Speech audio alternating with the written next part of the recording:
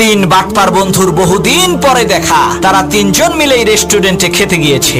একজন রেস্টুরেন্টে ঢুকে ওয়াশরুমে চলে গেল, বাকি দুইজন বসে আলাপ করছে। প্রথম বন্ধু বলল, দোস্ত তোমার বাচ্চা কাচ্চা কয়জন? দ্বিতীয় বন্ধু বলল, দোস্ত আমার একটাই ছেলে, সে আমার মতোই বুদ্ধিমান, দামি একটি গাড়ি গিফট করে বিরাট বড় লোকের এক মেয়েরে পটাইছে, কোনো মতে বিয়েটা হয়ে গেলেই মেয়ের বাবার সমস্ত সম্পত্তি আমার। তখন প্রথম বন্ধু বলল, দোস্ত আমার ছেলেরও তো একই অবস্থা, সেও বিশাল বড় লোকের একমাত্র মেয়েরে পটাইছে, মেয়েটিকে ইমপ্রেস করার জন্য একটা ফ্ল্যাটও গিফট করছে, ভালোই ভালোই বিয়েটা হয়ে গেলে মেয়ের বাবার সমস্ত সম্পত্তি আমার।